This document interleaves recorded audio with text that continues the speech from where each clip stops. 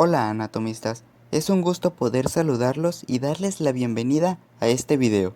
Soy Jairo Montuy y permítame felicitarlos por pertenecer a esta gran institución. Como ya se han dado cuenta, la vida en la facultad, además de ser muy emocionante, representa un reto cada día por alcanzar nuestros sueños. En esta ocasión, te ayudaré a comprender uno de los temas más bonitos de nuestro perfil de referencia. Comencemos.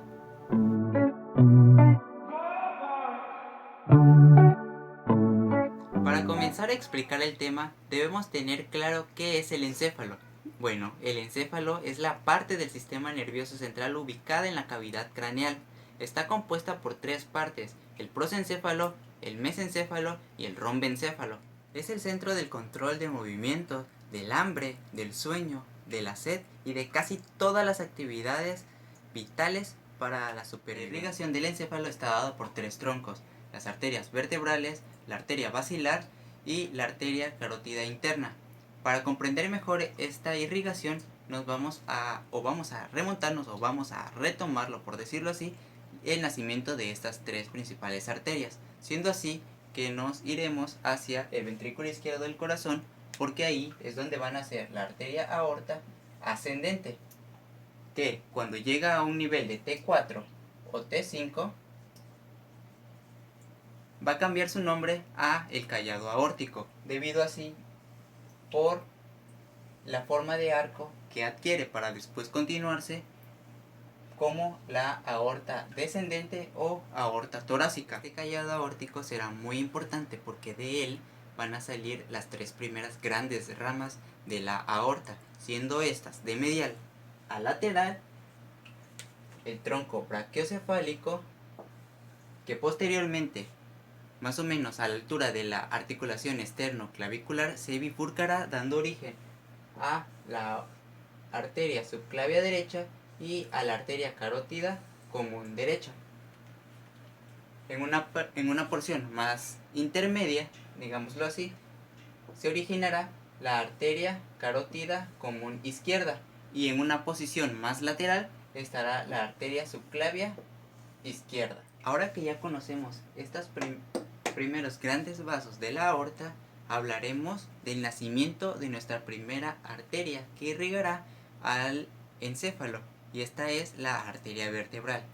Esta arteria tiene su origen en el borde superior, casi en el origen de la arteria subclavia, ya sea derecha o izquierda. Esta arteria vertebral, se extenderá hasta la cavidad craneal, ascenderá en un sentido casi vertical y ligeramente inclinado de manera posterior, y junto con el nervio vertebral que recorre de manera posterior a ella, ingresará por los agujeros transversos de la sexta vértebra cervical. Atravesará en un sentido de inferior a superior los agujeros transversos de la vértebra C6, C5, y se continuará así hasta llegar al axis, que cuando sale del agujero transverso del axis se curveará de una manera más lateral hacia el agujero transverso del atlas.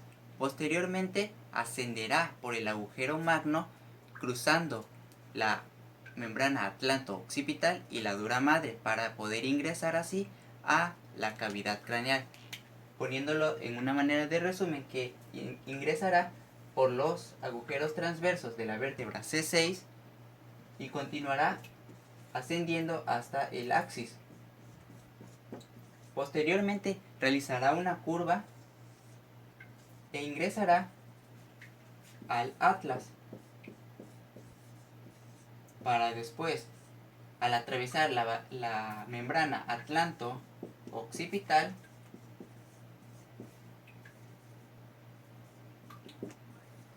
y la dura madre, ingresará a la cavidad craneal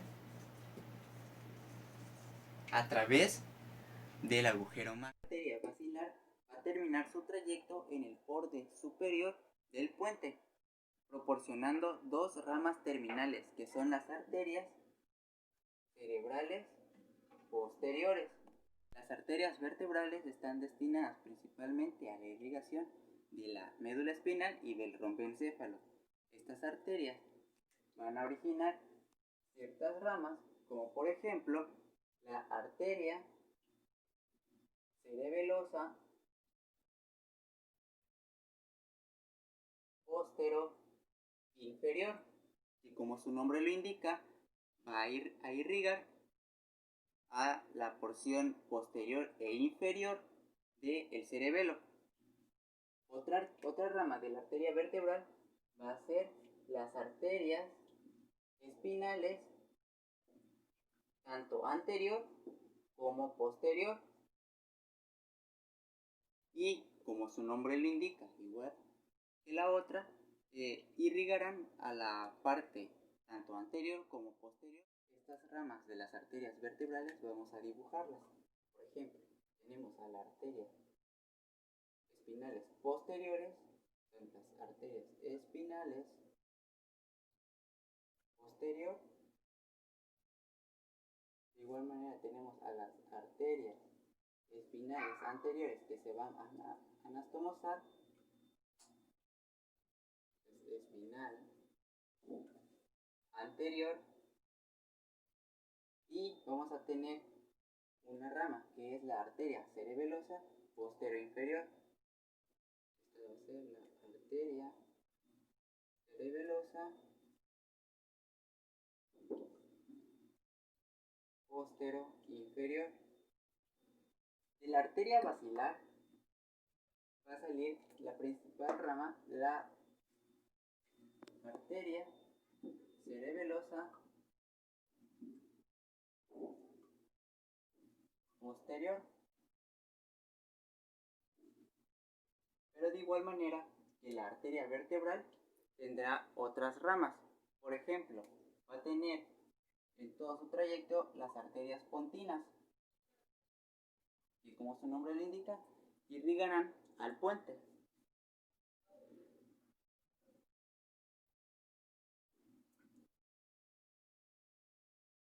Así como también tendrá como rama a la arteria cerebelosa superior,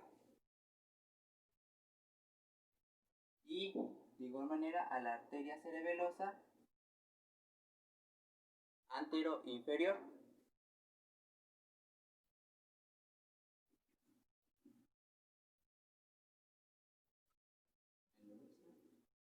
Postero, antero-inferior y la superior. Arteria cerebelosa. Muy bien, continuemos con la arteria carótida interna, que esta va a tener su origen en la bifurcación de la arteria carótida común, tanto derecha como izquierda.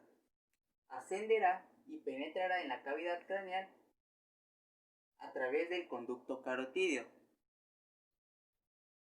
A medida que entra, va a generar su primera rama, la arteria oftálmica, y posteriormente se dividirá en 4 ramas terminales: la arteria cerebral anterior, la arteria cerebral media, va a tener una arteria que se le va a llamar coroidea anterior, y a la arteria comunicante posterior.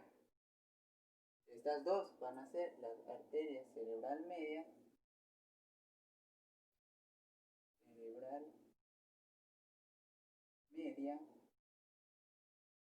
esta y esta, y las arterias cerebral anterior. Finalmente, la arteria comunicante. Tendremos una arteria comunicante anterior que se va a encargar de unir a las arterias cerebrales anteriores. Y estas arterias cerebrales anteriores, que las vamos a anotar aquí para resumirlo, vamos a tener las arterias cerebrales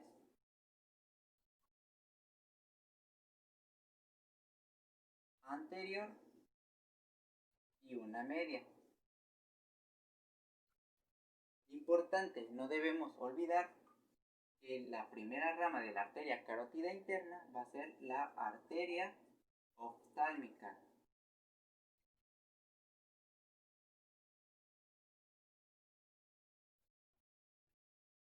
La arteria cerebral anterior va a tener su punto de irrigación desde el extremo anterior del lóbulo frontal hasta el surco parieto-occipital.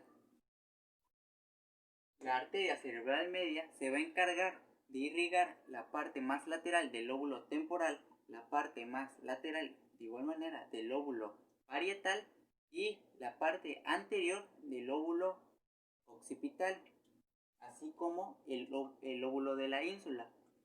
Por otra parte, la arteria cerebral posterior, rama de la arteria basilar, se va a encargar de irrigar la parte sobrante, que esta viene siendo la parte más posterior e inferior.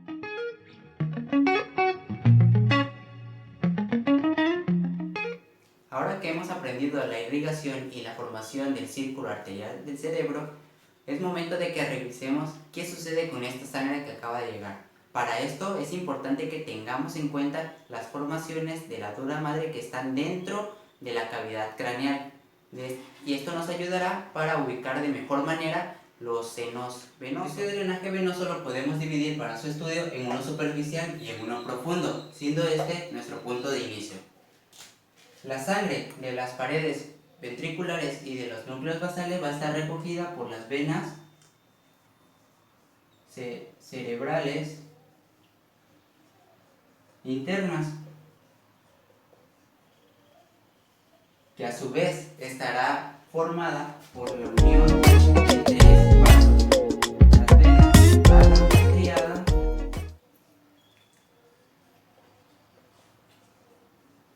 la vena del septo pelúcido y también por la vena coroidea superior.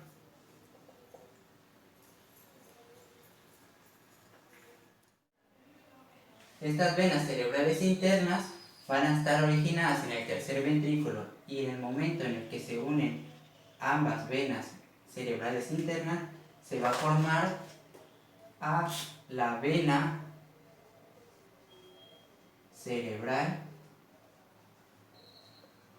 magna.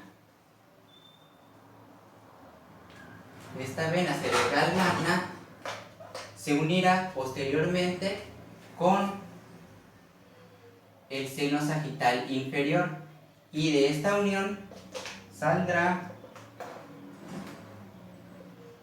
el seno recto.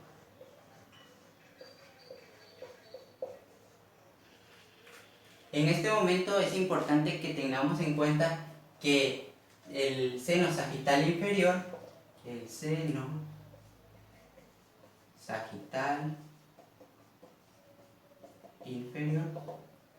va a tener su recorrido de manera inferior a una estructura que se le conoce como la hoz del cerebro, que es un repliegue de dura madre que va a estar dentro de la cavidad craneal y va a estar dividiendo ambos hemisferios. Este seno recto estará en la unión entre la hoz del cerebro, que estará superior, y la tienda del cerebelo, que estará de una manera más inferior. Este seno recto pasará en medio de estos dos y drenará su contenido en una estructura que conoceremos como la confluencia de los senos. Esta estructura es importante porque en esta van a llegar casi toda la sangre venosa de los diferentes senos, a diferencia de unos. La confluencia de los senos estará en la POI, la protuberancia occipital interna. Como les decía, la confluencia de los senos será importante porque en ella vertirán su contenido tres senos. Acabamos de ver uno que es el seno recto. Otro de estos va a ser el seno sagital superior, que como se imaginan, discurrirá en el borde superior de la hoz del cerebro. Recogerá la sangre más superficial y superior del cerebro. Seno sagital superior. Y un último seno que drenará en la confluencia de los senos va a ser el seno occipital, que discurre por el borde posterior o más externo de la hoz del cerebelo. Seno occipital. Y tendrá la función de recoger toda la sangre proveniente de la parte postero inferior del cerebelo. Una vez que la sangre ha llegado a la confluencia de los senos, esta se dirige hacia el seno transverso, que va a tener su recorrido en la circunferencia externa de la tienda del cerebelo. A medida que toma su recorrido, deja una impresión en el hueso occipital y le vamos a conocer como el surco del seno transverso. Seno transverso.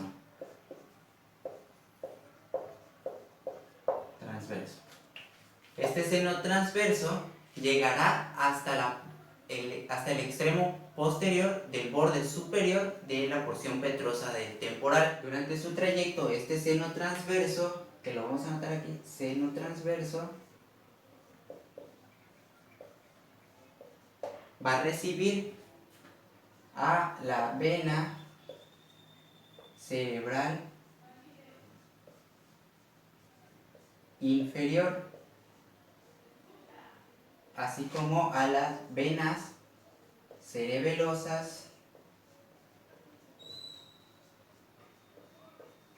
superiores. Y por último también a la vena anastomótica inferior. Este seno transverso se va a continuar como el seno sigmoides, y esto se le dice así por la forma en S que adquiere para después llegar al foramen yugular y continuarse de esa manera como la vena yugular. Para continuar con la explicación del drenaje venoso, nos apoyaremos en la siguiente aplicación que nos permitirá tener una descripción más gráfica. Hasta este momento hemos revisado el drenaje venoso superior, inferior y posterior, así como el profundo, pero no debemos olvidarnos del drenaje venoso lateral, y de esto se encargará la vena cerebral media. La vena cerebral media va a tener su origen en la superficie lateral del hemisferio cerebral y discurre a lo largo del surco lateral, terminando en una estructura conocida como el seno cavernoso. Este seno cavernoso está situado lateralmente con respecto a la silla turca del hueso esfenoides. Tendrá en su interior a la arteria carótida interna, la cual estoy señalando con un color más violeta, y también estará por dentro el sexto par craneal, nervio abducens. Por fuera encontraremos al cuarto par craneal, el nervio troclear, además del nervio oculomotor, y en un sentido más anterior encontraremos a la primera rama del nervio trigeminal, que vendría siendo el 5-1, el nervio olfatorio. Estos senos cavernosos, que recordemos que tenemos uno a cada lado de la silla turca, los cuales estoy iluminando de un color más violeta, van a drenar su contenido en unos senos llamados petrosos, y tendremos un seno petroso superior, el cual de la misma forma estoy iluminando de color violeta, y que, como vemos su recorrido, drenará casi en el inicio del seno sigmoides.